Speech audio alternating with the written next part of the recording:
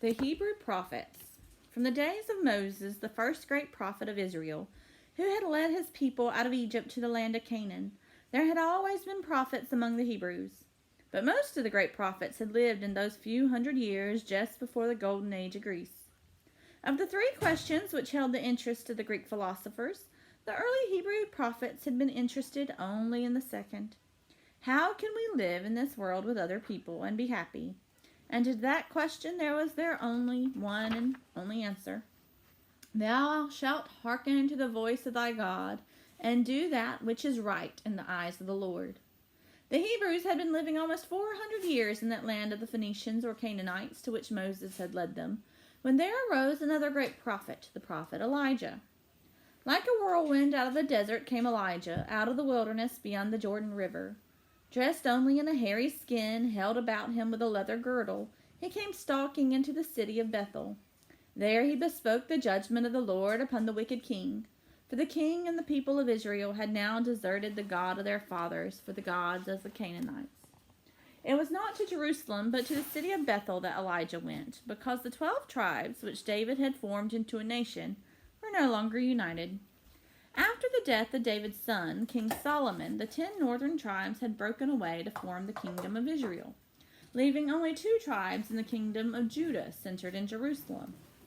In the days of Elijah, the king of Israel had married a Phoenician princess, and to please his queen in the city of Bethel, he had built a temple to Baal, the god of the Canaanites. For this, cried Elijah, as the Lord liveth, before whom I stand, there shall not be dew nor rain for years upon this land. 3 years of drought and famine followed, during which Elijah lived beside a brook fed only by the ravens, and then he returned. Art thou he who is making trouble in Israel? Grumbled the king. I have not troubled Israel, answered Elijah, but thou and thy father's house. You have forsaken the Lord and followed after Baal. Now therefore send and gather all the people of Israel unto Mount Carmel and the prophets of Baal, 450. And there on Mount Carmel Elijah proposed a test to prove which was the true God, Jehovah or Baal. First the prophets of Baal laid a bullock on their altar and tried, by crying and jumping and slashing their arms with knives, to bring down fire upon it, but in vain. Then Elijah laid a bullock on the altar to Jehovah, and it was said the people saw fire sent down from heaven to consume the offering, and they fell on their faces crying. He is the true God, the Lord Jehovah, he is God. And Elijah said unto them, Take the prophets of Baal, let none of them escape. And Elijah slew them every one, and soon the heaven was black with clouds and wind, and there was a great rain, and the drought was over. To escape the vengeance of the angry queen, Elijah fled for his life. In time, he and his disciple Elisha were walking by the Jordan River near Jericho. And it came to pass, as they still went on and talked, that behold, there appeared a chariot of fire and horses of fire, and Elijah went up by a whirlwind into heaven. 100 years after Elijah came the prophet Amos. Amos was the first Hebrew prophet to put his words into writing. So the book of Amos, although now placed far from the beginning among the books in the Bible, is actually believed to be the first one to be written about the time that Rome was supposed to have been founded. Amos was a herdsman, and though he lived in Judah, not far from Jerusalem, he often took his wool north to be sold in Bethel, the rich city of Israel. A plain, honest man, each time he went, Amos was shocked by what he saw. Princes, priests, all the rich and powerful of the city were robbing the poor, and yet before the altar making great show of their religion. The injustice of it, the falseness of it, burned within him until one day Amos was given the courage to speak, and his voice was hard and harsh as he prophesied the awful day of judgment to come. Hear this word, ye cattle who oppress the poor and crush the needy. Hear this word that the Lord hath spoken against you, O children of Israel. Because you tread upon the poor and take from him his share of wheat, and though you have built houses of hewn stone, you shall not live in them. I despise your feast days, saith the Lord. And though ye offer me burnt offerings and your meat offerings, I will not accept them. For I know thy many transgressions and thy mighty sins. Behold, the eyes of the Lord are on this sinful nation, and I will destroy it. The high priest of Bethel, unable to bear the true words of Amos, denounced this courageous prophet as a traitor and had him driven away. But Amos wrote down his words of righteous indignation, that they might never be forgotten. Hosea and Micah, who followed Amos very shortly, also feared and believed that God would punish the people of Israel for their sins. Yet they saw him as more gentle and loving than Amos had imagined him. He would turn away his anger and love them freely, said Hosea, if they would simply do what he required of them. And what doth the Lord require of thee, said Micah, but to do justly and to love mercy and to walk humbly with thy God? Yet if the people of Israel would not listen, they must suffer, and the people of Jerusalem too. Not even the great temple would save them from the disaster that the Lord would send upon them for their wickedness. Because of you, Jerusalem shall become a ruin, said Micah, and the hill of the temple as a place in the forest. And as they had feared, the blow fell first upon Israel. In the year 722 B.C., the northern kingdom was destroyed, and the 10 tribes carried off to exile in Babylon, never to return, but to be lost forever. Foreigners were moved in Samaria, and that was during the lifetime of the great prophet Isaiah. Isaiah was a native of Jerusalem, and had been counselor to the kings of Judah for over 20 years when the kingdom of Israel was destroyed. And he could see that just as surely as Israel had fallen, Jerusalem would fall, for the kings of Judah were also wicked. Woe unto ye that make unrighteousness decrees, he said unto them. Hear ye the word of the Lord, ye rulers. To what purpose are your many sacrifices, saith the Lord? I will hide my eyes from you. Your hands are full of blood. Wash you, make you clean, seek justice, relieve the poor, watch over the fatherless, plead for the widow. Come now, let us reason together, saith the Lord. If ye be willing and obedient, you shall eat the good of the land. But if ye refuse and rebel, you shall be devoured with the sword, for the mouth of the Lord hath spoken it. But Isaiah saw farther than that to the time when, purged of its sin, Jerusalem would be reestablished as a city of righteousness. And even farther he seemed to see to a time when a great and wise king would come from the family tree of David.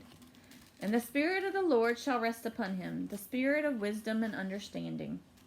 And his name shall be called Wonderful Counselor, the Prince of Peace. Of the increase of his government and peace there shall be no end, upon the throne of David, and he shall judge among nations, and they shall beat their swords into plowshares, and their spears into pruning hooks, and neither shall they learn war any more. Such was the vision of Isaiah, while he still continued to warn the kings of their coming destruction. In the end, it is said, one king more wicked than the others did away with the old prophet by having him sawed in two. This king had now set up an image of the Babylonian goddess Ishtar in the sacred temple, and altars to the sun, the moon, and all the other planet gods of Babylon for the people to worship. And then about 50 years later came the great prophet Jeremiah. Jeremiah is often called the weeping prophet, for though he worked, pleaded, and prophesied unceasingly, he also wept as well he might, for he could not turn the minds and hearts of the people from their wickedness. He was mocked at, thrown into a slimy dungeon, and when he predicted that Jerusalem would surely fall, he was seized as a traitor and barely escaped death. And then came the dark days when Jerusalem did fall. The temple was destroyed, and all but a handful of the people carried off to Babylon. As a young man, Jeremiah had had hope that the people would be brought back to the God of their fathers. A good king had come to the throne, and in repairing the temple there was found in the wall a book called Deuteronomy, or the Laws of Moses, which had been written and hidden there during the evil days of the wicked king who had killed the prophet Isaiah. But Jeremiah soon realized that enforcing the law could not change the hearts of the people, and that true religion did not come from without, but from within. And so he predicted that in days to come the Lord would make a new covenant with his people. And in those days, saith the Lord, I will put my law into their inward parts, and write it on their hearts, and no more shall every man teach his neighbor, saying, Know the Lord, for they shall all know me, from the least of them unto the greatest. In the time the Persians had conquered Babylonia, and there was a Persian king who set free the Judeans, or Jews as they were from then on to be called. He allowed them to return to Jerusalem. Like the Roman captives returning from Parthia, the Jews who had lived there in ancient Babylon had also learned of the great religion founded by the prophet Zoroaster. They learned of the Persian idea of paradise, of angels of light, and the devil of darkness. And the Hebrew prophets began to be interested, as they had not been before, in the question of what might happen to a man after he was dead, and to believe in life after death. One of these prophets was Daniel, who lived at the court of the Persian king. "Many of them that sleep in the dust of the earth," said Daniel, "shall awake, some to everlasting life, some to shame and everlasting contempt." But this reward or punishment was not to be meted out as soon as each man died, as the Persians believed, but on some awful day of wholesale judgment, of which Daniel beheld a vision in the night. "And I beheld, and to the thrones of the earth were cast down, and the Ancient of Days did sit, whose garment was white as snow, and the hair of his head like pure wool. 10,000 times 10,000 stood before him, and the judgment was set, and the books were opened. And behold, one like the Son of Man came with clouds of heaven, and came to the Ancient of Days, and they brought him near before him. And there was given him dominion and glory, an everlasting dominion, and a kingdom that shall not be destroyed." It was to be a heavenly kingdom, according to Daniel, ruled over by some celestial being, a kingdom of heaven. But this day of judgment, predicted by the prophets, was not to come upon the people without warning. "They would be warned of it," said Malachi, who was the last of the old prophets. "For behold, the day cometh that shall burn as an oven, and all the proud, yea, and all that do wickedly, the day that cometh that shall burn them up, saith the Lord. But unto you that fear my name shall the Son of Righteousness arise, with healing in his wings. Behold, I will send you Elijah the prophet before the coming of the great and dreadful day." So Elijah was coming to warn them when the day of judgment was upon them, and the kingdom of heaven was at hand.